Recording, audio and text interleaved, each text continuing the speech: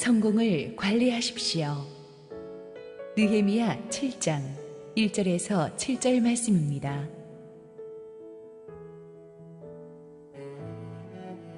성벽이 건축됨에 문짝을 달고 문지기와 노래하는 자들과 레위 사람들을 세운 후에 네아우 하나니와 영문에 관한 하나냐가 함께 예루살렘을 다스리게 하였는데, 하나냐는 충성스러운 사람이요 하나님을 경외함이 무리 중에서 뛰어난 자라.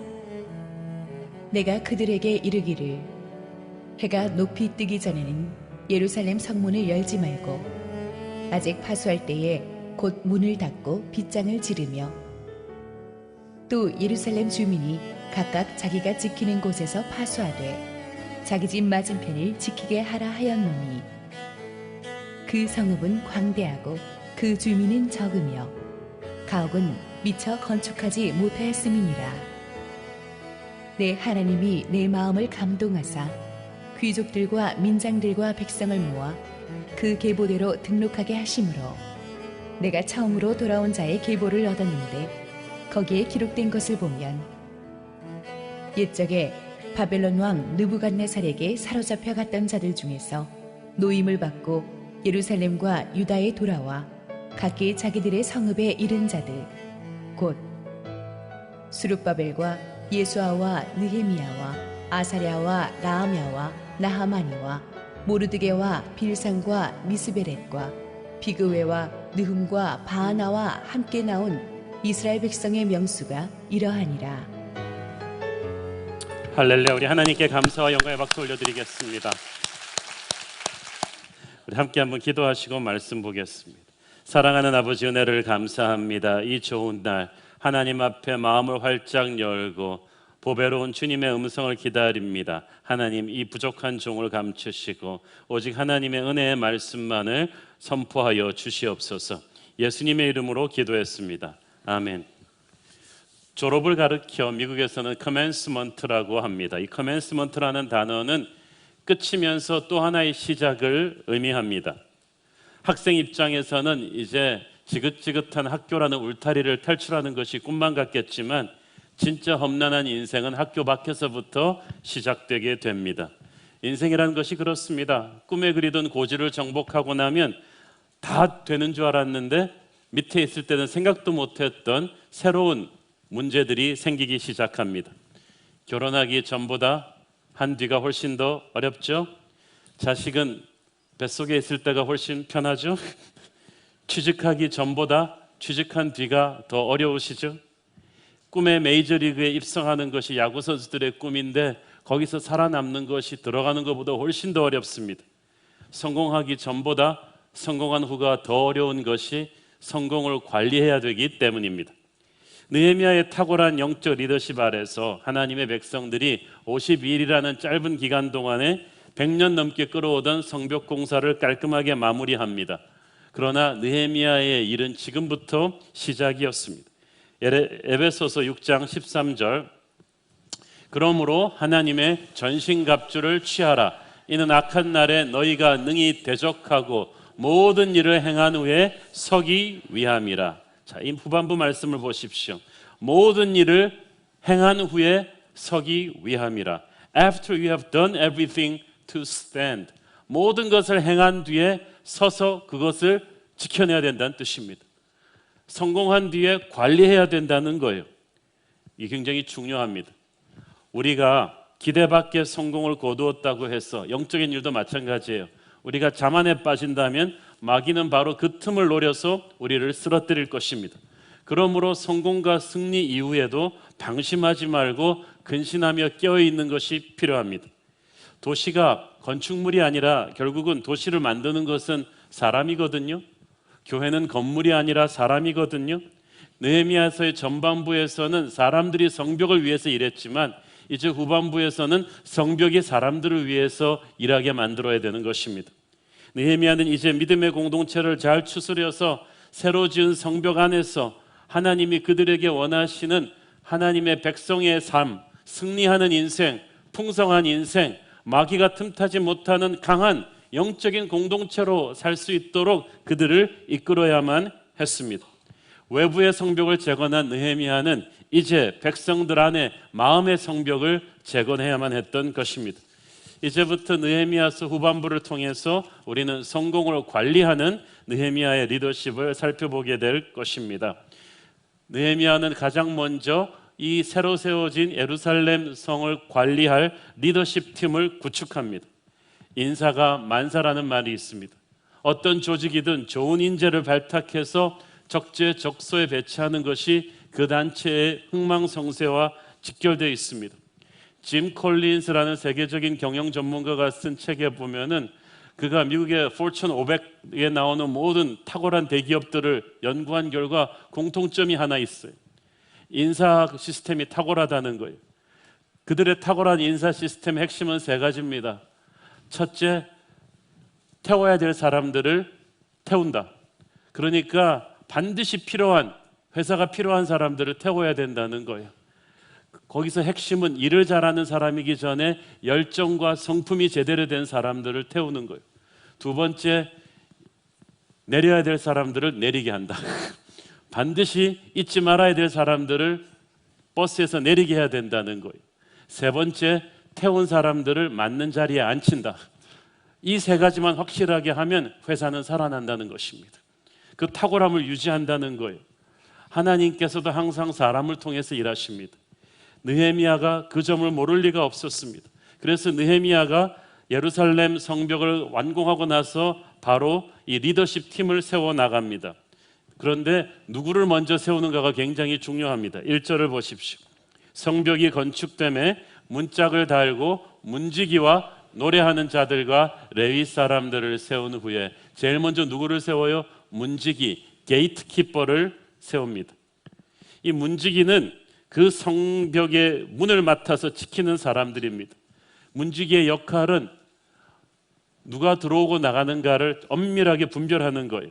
그래서 불순분자가 들어오지 못하도록 차단하고 자격이 있는 사람들만 들여보내는 임무를 맡고 있습니다. 문지기는 굉장히 중요합니다. 이 마블사가 만든 영화 천둥의 신 토르를 보면 이 외계의 왕국, 아주 훌륭한 왕국 아스가르드라는 왕국이 나오는데 그 왕국의 문지기는 그 왕국의 왕이 가장 총애하는 가장 지혜롭고 가장 용맹한 장군입니다. 그 사람이 그 왕국의 문을 딱 지키고 있으니까 적이 함부로 들어오지를 못해요. 역사 기록에도 보면은 중국의 만리장성이 몇 번 적에게 뚫렸을 때 다 문지기가 매수되었다고 합니다.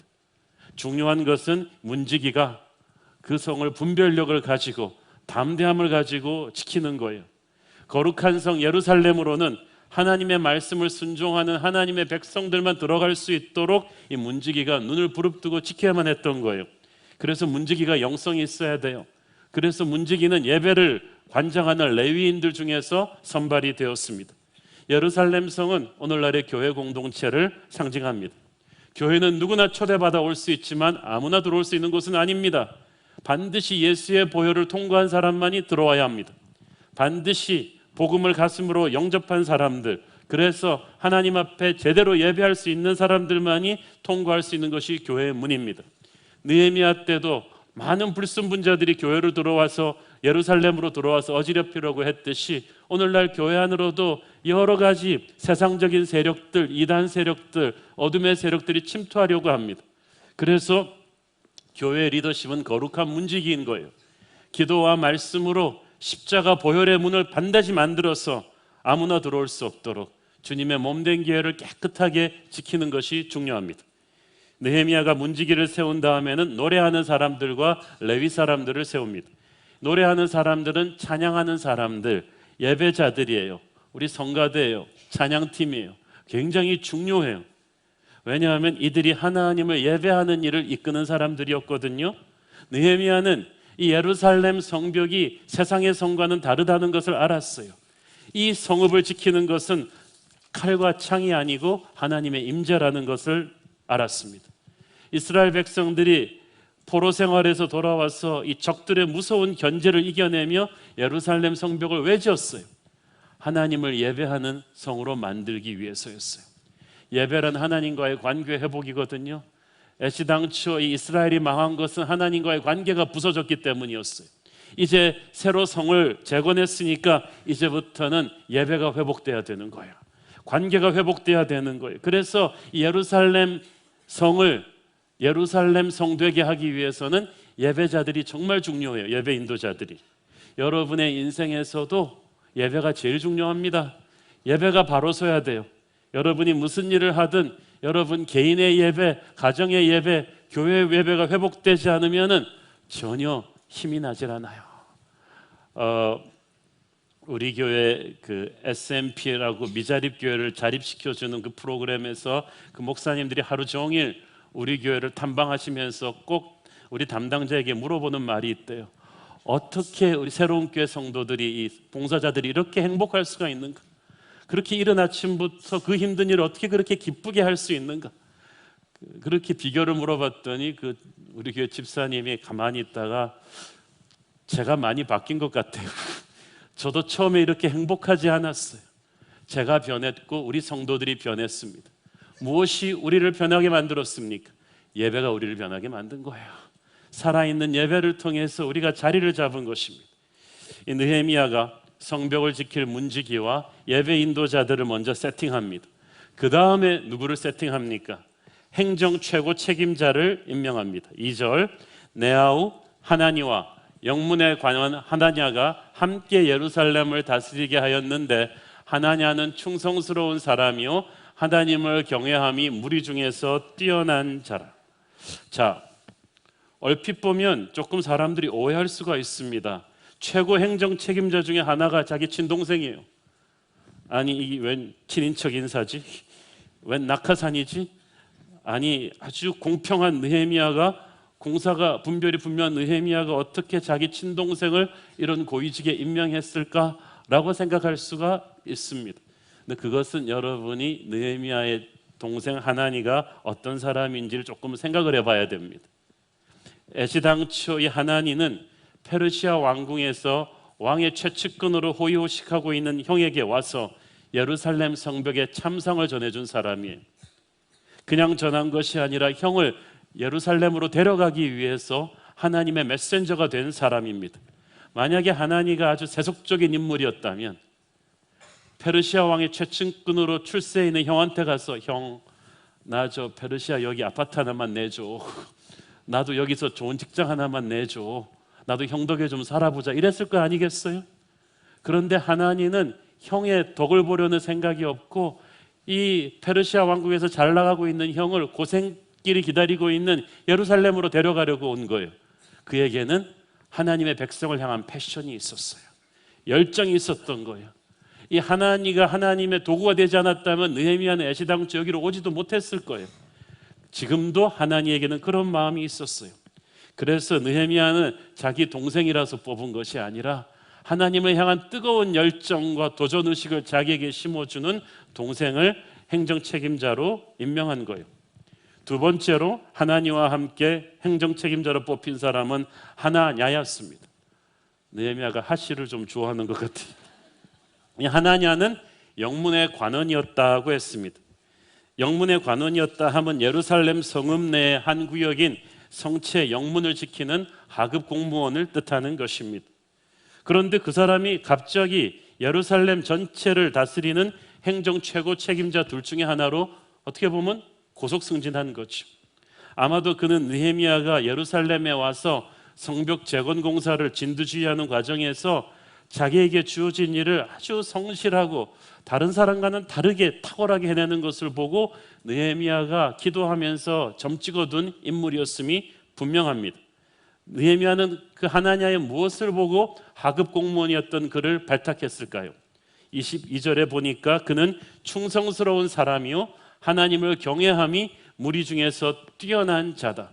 수많은 사람들이 이랬지만 느헤미야의 눈에 딱 들어온 것은 충성스러운 사람, 이것은 성실하고 정직한 인품을 가리킵니다. A man of integrity. integrity라는 단어는 영어 단어로서 한국말로 번역이 완전히 안 되는 단어 중에 하나예요. 아주 정직하고 고결한 성품을 말하는 거예요. 그리고 하나님을 두려워하는, 하나님을 항상 인식하는 그 마음이 느헤미야가 딱 보기에 다른 사람들보다 탁 튀어나 보이는 거예요. 느헤미야는 얼마나 머리가 좋냐, 말을 잘하냐, 일설미가 있느냐를 보지 않았어요. 하나님의 성품이 있는 사람을 발탁한 것입니다. 그는 하급 공무원이었지만 보석은 어디에 던져놔도 보석입니다. 여러분이 작은 일에 충성하면 반드시 하나님의 눈에 띄게 될 것입니다. 그러므로 여러분, 승진이나 보상을 생각하지 말고 일하십시오. 어디에 있든지 간에 여러분이 충성스럽게 하나님을 경외하면서 일하면 반드시 하나님이 여러분을 승진시킬 것입니다. 자, 이제 지도자들을 세운 느헤미야는 그 다음으로 예루살렘 성읍을 보호하기 위한 중요한 원칙을 하달합니다. 3절 읽습니다. 내가 그들에게 이르기를 해가 높이 뜨기 전에는 예루살렘 성문을 열지 말고 아직 파수할 때 곧 문을 닫고 빗장을 지르며 또 예루살렘 주민이 각각 자기가 지키는 곳에서 파수하되 자기 집 맞은편을 지키게 하라 하였노니. 자, 보세요. 원래 성문은 해 떠오르는 아침에 열고 해가 지는 저녁에 닫는 것이 관례였습니다. 그런데 느헤미야는 해가 중천에 높이 뜬 다음에야 성문을 열고 아직 완전히 해가 지지 않아서 환한데도 문을 빨리 닫으라는 거예요. 왜 이렇게 폐쇄적인 정책을 펼까요? 그것은 아직도 이 느헤미야가 세워놓은 이 예루살렘 성의 상황이 불완전했기 때문이에요. 성벽 공사는 끝냈지만 아직 이스라엘 백성들의 전투력은 약했고 예루살렘을 노리는 대적들은 호시탐탐 기습의 때를 엿보고 있는 군사들이었어요. 그리고 적들은 대개 어두운 새벽 미명이나 해가 어둑어둑지는 때에 군사를 움직여 공격을 해왔기 때문에 느헤미야는 아직 마음을 놓을 수가 없었어요. 비록 그 적들의 견제를 싸우면서 이 성벽을 완공해 놓긴 했지만은 느헤미야는 이 유비무환의 철통 같은 경계태세를 아직 풀 수가 없었어요. 이것이 느헤미야의 훌륭한 점이에요. 명장은 약한 적도 우습게 보지 않고 승리했을 때도 자만하지 않는다고 했습니다. 이게 굉장히 중요합니다. 결코 상대를 과소평가하지 않습니다. 얼마나 많은 믿음의 용사들이 큰 전쟁을 이겨놓고 그 다음에 갑옷을 풀고 긴장을 풀었다가 그 다음에 예기치 않은 마귀의 기습에 무너지고 말았습니다. 여러분, 선교여행 갔다 와서 큰 은혜의 집회를 경험하고 나서 그 다음에 조심하셔야 돼요.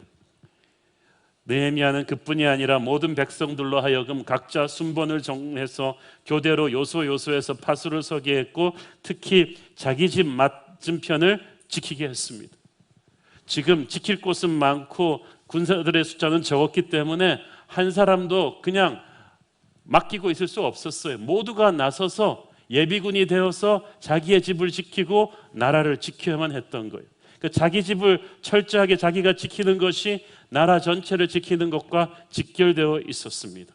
그래서 느헤미야는 모두에게 이런 메시지를 준 거예요. 다른 사람이 지켜주기를 기대하지 마라. 적어도 자기 집의 안전은 자기가 지켜야 된다. 여러분이 그 자리를 잘 지켜야 성 전체가 지켜지는 것이다 라는 철저한 그 책임의식을 준 거예요. 지금도 이스라엘에 가보면은 항시 예비군 시스템이 철저하게 되어 있습니다. 이스라엘의 그 성지순례를 가보니까 재미있는 것이 거기는 소매치기나 뭐 좀도둑이 없대요. 왜 그랬냐 하면요, 꽃집 주인, 스쿨버스 운전사 아저씨, 문방구 가게 아저씨 전부 다 우지기관총을 딱 차고 있습니다. 뭐 소매치기가 있으면 사살되는 거죠. 그것도 실탄이 다 보여요. 그 휴가 나온 그 예비군 남군 여군들도 있잖아요. 이스라엘은 여자들도 다 의무 징병제이기 때문에 M16 딱 손에 들고 실탄 앞에다 다 놓고 사랑을 속삭이고 있어요. 아주 로맨틱합니다. 왜냐하면 이스라엘은 스쿨버스도 테러를 당해봤고 꽃집도 공격 당해봤기 때문에 모든 곳에서 119 부를 시간이 없다는 걸 알아요. 그래서 꽃집 주인도 스쿨버스 기사 아저씨도 선생님도 다 권총 차고 총 차고 우리 아이들은 내가 지킨다.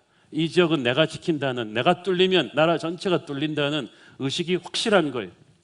느헤미야가 예루살렘 성 방어를 특정 용병에게 맡기지 않고 백성들 전체에게 골고루 맡긴 것을 보십시오. 예루살렘 성은 오늘날의 교회입니다. 우리도 마찬가지예요.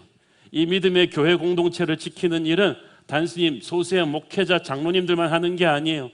여기에 속한 성도들 모두가 함께 해줘야 되는 일입니다. 오늘도 주님의 몸된 교회를 무너뜨리려고 하는, 곳곳에서 무너뜨리고 빈틈을 보려고 하는 사탄의 공세가 계속되고 있습니다. 그 공세를 막아내는 영적 싸움은 여러분 각자가 해주셔야 돼요. 모든 순장은 자기가 맡은 순을 지켜야 합니다.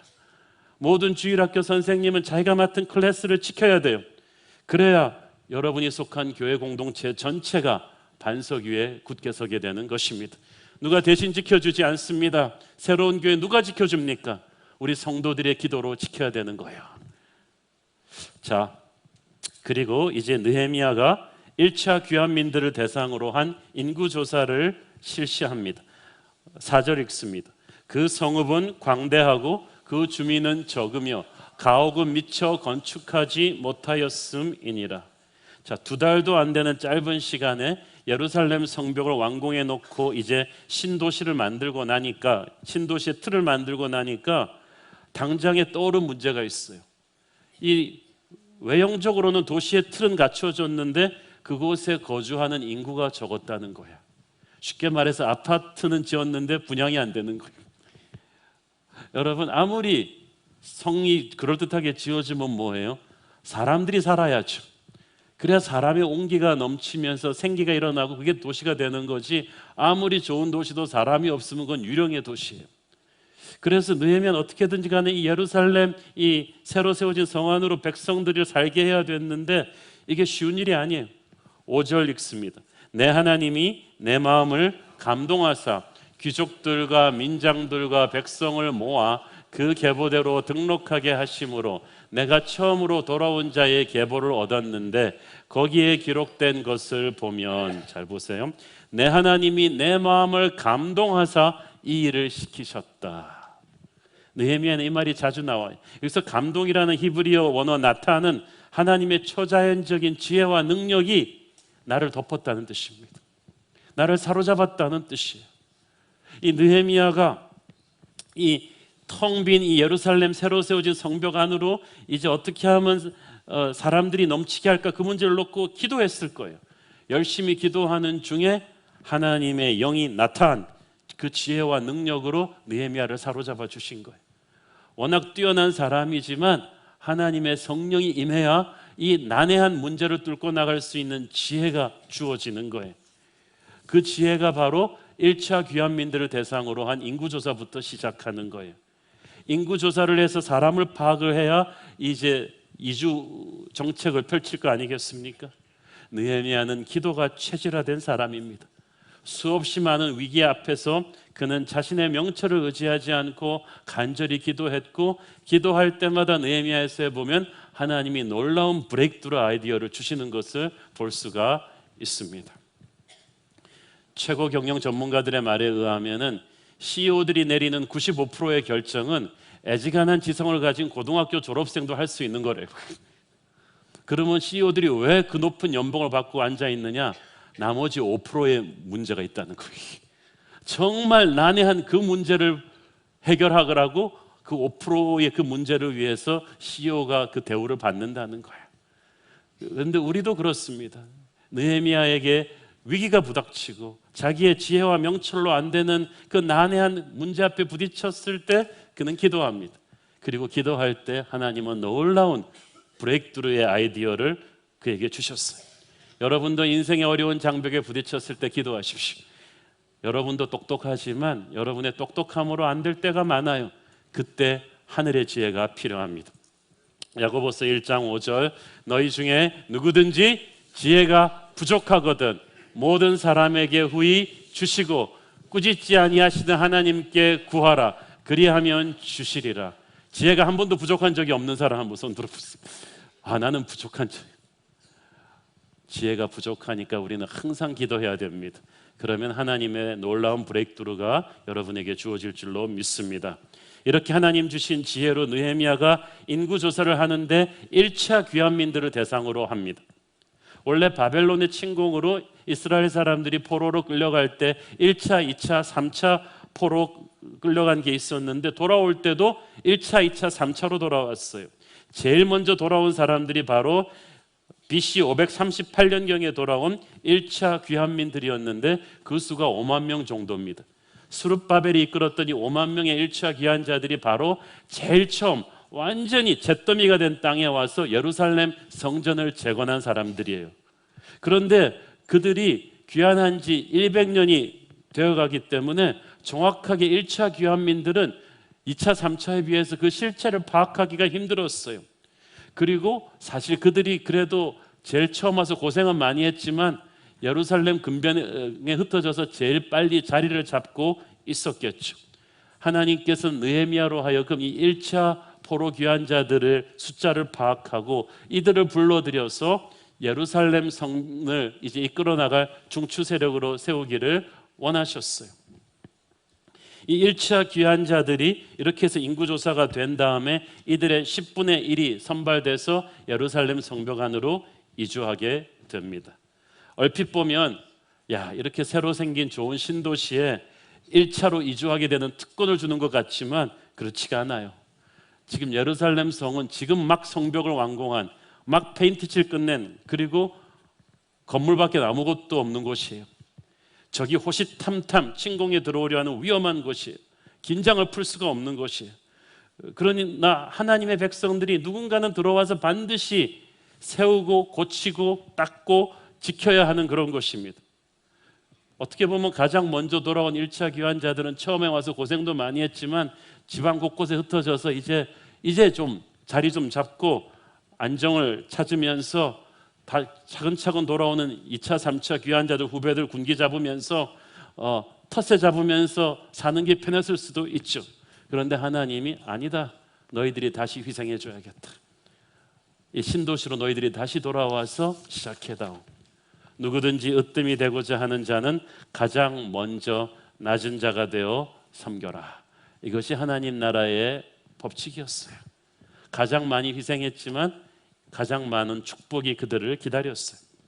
자, 5절 73절에 나오는 것이 바로 이 인구조사의 결과 보고서라고 볼 수가 있습니다. 이 파악된 1차 귀환민들의 이름이 열거된 것을 쭉 보면은 7절에 먼저 스룹바벨을 비롯한 12명의 이스라엘 최고 지도자들의 이름이 나오죠. 그 다음에는 일반 백성들의 명단과 수요가 쫙 나오는데 요즘 인구조사국의 스탠다드로 봐도 그 당시 어떻게 이렇게 촘촘하게 카테고리를 지어서 인구조사를 했을까 혀를 내두를 정도입니다. 8절부터 24절까지는 보니까 사람들의 그 가문에 따라서 소개가 됐는데 모두 17개 가문에서 총 16,722명이 소개됩니다. 25절부터 38절까지는 이 백성들의 명단이 자기들이 처음 살았던 마을과 도시별로 분류가 됩니다. 요즘으로 치면 본적지별로 분류시켰다는 거예요. 그렇게 해서 21개 마을과 성읍에서 총 8,684명의 귀환자가 있었어요. 그 다음 39절부터 42절에 보면은 이제 1차 귀환자들이 누구였는가를 순서대로 배열하는데 첫 번째 카테고리가 제사장들이었어요. 모두 4개 가문에서 무려 4,289명이나 되는 제사장들이 돌아왔어요.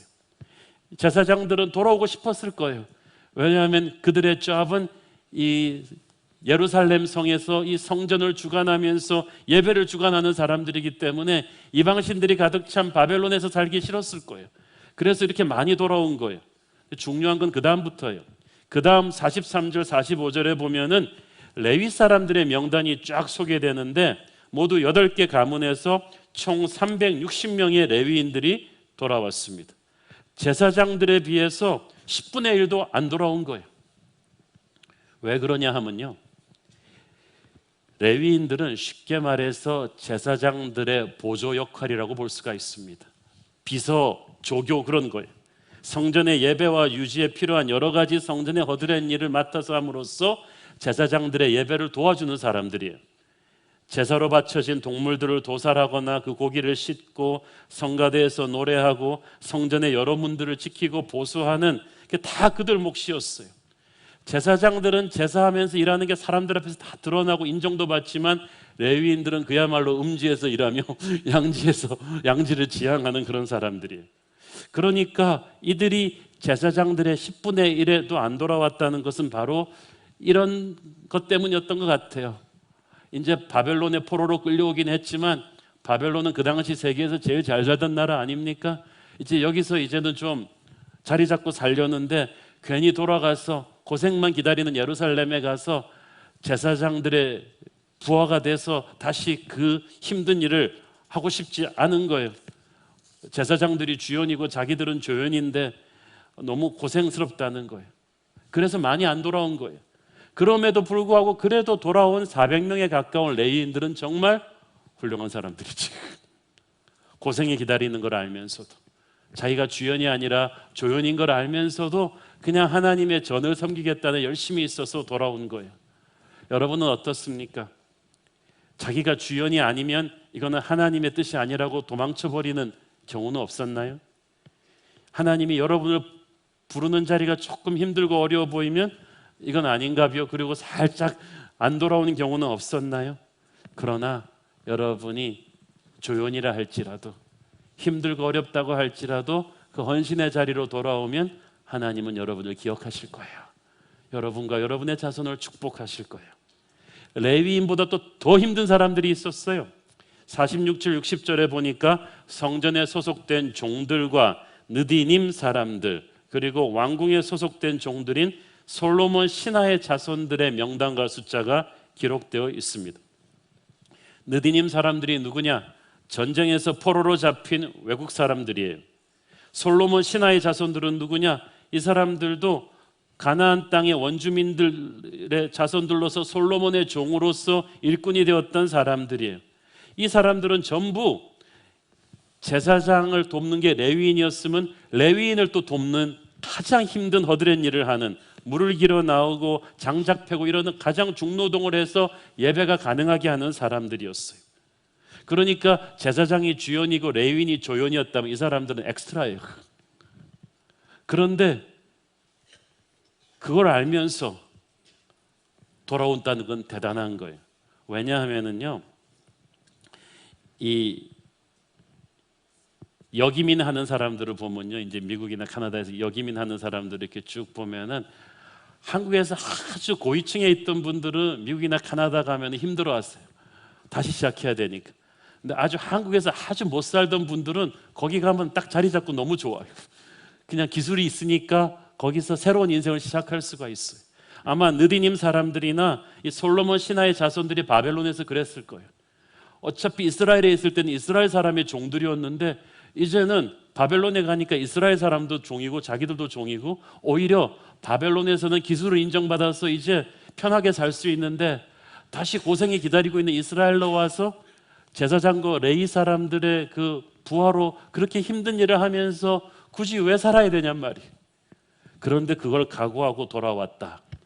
이거는 정말 마음이 가난한 사람들이에요.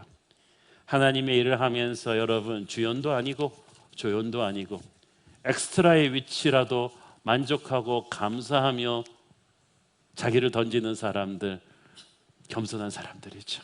하나님이 그 사람들을 반드시 기억할 것입니다. 시들지 아니하는 영광의 면류관을 줄 것입니다. 61절 66절에도 보면은 아주 재미있는 부류가 나와요. 자신의 족보를 찾을 수 없는 사람들이 무려 642명이나 됩니다. 족보를 찾을 수 없다는 건 무슨 말이에요? 집안에 말 못할 사연이 있다는 거예요. 조선 왕조 건국 초기에 살아남기 위해서 왕씨들이 전국으로 흩어졌죠. 그래서 이렇게 보니까 거제도 그쪽 지역에 옥시들이 많아요. 그분들 말에 의하면 자기의 조상들이 살아남기 위해서 임금 왕자에다 점 하나 찍고 옥시가 돼서 살아남았다는 거예요. 또 어떤 지역에 가면 전씨들이 많아요. 살아남기 위해서 임금 왕자 위에다 지붕 덮어 씌우고 이제 살아남은 거예요. 족보가 없다, 이 말은 과거가 사연이 많다는 거예요. 막 드러낼 수 없는 험난한 역사와 시련이 많았다는 것인데, 그러니까 그런 사람들일수록 이스라엘 잊어버리고 바벨론에서 새 출발해서 살면 되잖아요. 그럼에도 불구하고 굳이 이스라엘로 돌아왔다는 것은 하나님의 전을 향한 열심이, 하나님의 땅을 향한 열심이 그만큼 뛰어났다는 거예요. 하나님은 그 사연만큼 문제 많은 사람들을 그대로 품어주셨고 하나님의 역사에 기록하셨어요. 교회도 보면 그렇습니다. 우리가 은혜로 감싸줘서 그렇지 얼마나 우리가 약점들이 많습니까? 죄가 많습니까? 그러나 우리 모두가 예수의 보혈로 정결해진 사람들이에요. 그래서 우리 교회에서는 여러분이 꼭 불러야 될 주제곡은 과거를 묻지 마세요. 예수의 보혈로 과거를 덮고 우리 모두가 이제 하나님의 백성으로 새로운 스타트를 하는 것입니다. 이 많은 귀한민들의 인구조사를 성령의 감동으로 이루어졌다는 것, 그리고 톱 리더들뿐 아니라 가장 비천한 사람들의 이름과 가문과 명수까지 정확하게 기록했다는 것은 무엇을 가르쳐 줍니까? 하나님은 우리 한 사람 한 사람을 기억하신다는 것입니다. 하나님은 이하동문이라고 쓰시지 않아요. 하나님은 한 사람 한 사람이 소중하세요. 여러분, 그래서 혹시라도 이렇게 많은 성도들이 있는데 나 하나쯤 교회 오건 안 오건 무슨 상관이 있을까라는 생각을 하고 계신다면 생각을 바꾸기를 바랍니다. 여러분 한 분 한 분이 중요해요. 이사야 49장 14절 15절 오직 시온이 이르기를 여호와께서 나를 버리시며 주께서 나를 잊으셨다 하였거니와 여인이 어찌 그 젖먹는 자식을 잊겠으며 자기 태에서 난 아들을 긍휼히 여기지 않겠느냐. 그들은 혹시 잊을지라도 나는 너를 잊지 아니할 것이라. 인생이 고통스러우면 이 시온처럼 잘 삐집니다. 하나님께서 나를 버리셨나 봐, 나를 잊으셨나 봐. 교회도 보면 이렇게 잘 삐지는 분들이 있어요. 남자분들은 삐돌이, 여자분들은 삐순이, 막 많은 거예요. 막 힘들면 하나님이 나 하나쯤은 잊어버리셨을 거예요. 하나님은 여러분을 기억하십니다. 하나님은 목사 장로를 특별히 기억하시는 게 아니라 여러분 한 분 한 분을 소중하게 기억하세요. 여러분의 작은 신음에도 응답하시고 여러분 한 분 한 분에게 특별한 맡기실 사명이 있으셔서 이 교회 공동체 안으로 부르셨어요. 그러므로 여러분은 소중한 존재입니다. 각자에게 주어진 이 특별한 역할을 최선을 다해서 완성할 때 하나님의 빅 픽처, 큰 그림이 완성되는 줄로 믿습니다. 예루살렘 성 안으로 돌아오는 것이 중요했어요. 1차 귀환민들이 7장 마지막 절을 보면 인구조사에 의해 파악된 1차 귀환민들은 다 자기들의 성읍에 거주하였다 그랬어요. 그냥 각자 먼저 돌아와가지고 자기 좋은 데 자리를 잡고 100년 가까이 자리 잡고 살았어요. 그렇지만 이제 성벽이 완공된 지금은 더 이상 자기들 편하고 좋은 땅에 살면 안 되고요, 예루살렘 성 안으로 돌아와야만 했어요. 이 인구조사는 돌아오라는 하나님의 콜링이었어요. 하나님의 부르심이었어요. 예루살렘으로 너는 돌아와야 된다. 예루살렘 성은 하나님의 임재하심이 있는 곳입니다. 그들이 돌아와야 될 영적인 고향이에요. 그들이 귀환해야 될 영적인 기지인 거예요. 그들의 사명의 땅이에요. 거기에 돌아와야 인생이 제자리를 잡는 거예요. 야구에서는 어떻게 해야 점수가 나죠? 주자가 베이스 3개를 돌아서 홈을 밟아야 그게 점수가 나는 거예요. 우리의 인생도 영적인 홈을 밟아야지 점수가 나는 거예요. 하나님이 예비하신 영적인 고향으로 돌아와서 하나님이 서 있으라 그러는 자리에 서야 그게 여러분의 진짜 인생이 되는 거예요. 세상적으로 아무리 성공하고 잘 나간다 할지라도 여러분이 영적인 포지셔닝을 잘못하면, 여러분이 서 있어야 될 예루살렘 성 안으로 돌아오지 않는다면 하나님이 끝까지 추적합니다. 반드시 찾아서 구원하시고 예루살렘 안으로 들이십니다. 예루살렘은 구원받은 백성들의 땅이며 동시에 사명의 땅인 거예요. 물론 예루살렘은 천국이 아니에요. 휴양지도 아니에요. 솔직히 예루살렘에 들어오면 피곤해져요. 수많은 도전이 기다리고 있어요. 내가 익숙한 곳이 아니에요. 내 인맥이 있는 곳이 아니에요. 이제 막 재건된 도시이기 때문에 사방에 부족한 것 투성이고 하루 종일 땀 흘려서 해야 될 일이 산더미 같은 곳이에요. 동시에 사나운 적들이 노리는 곳이기 때문에 영적인 경계 수위를 바짝 높여서 나를 지키고 내 형제를 지키지 않으면 살아남을 수가 없는 땅인데도 하나님의 백성들은 편한 땅이 아니라 예루살렘 성안으로 들어와야 했던 거예요.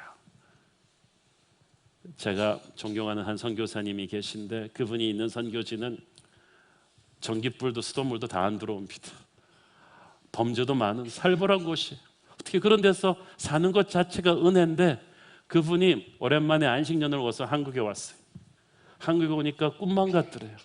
수돗물 깨끗하게 잘 나오고 어딜 걸어 다녀도 안전하고 먹을 거 풍성하고, 그런데 한 1, 2주일 있으니까 마음이 불편해서 못 살겠더라고요.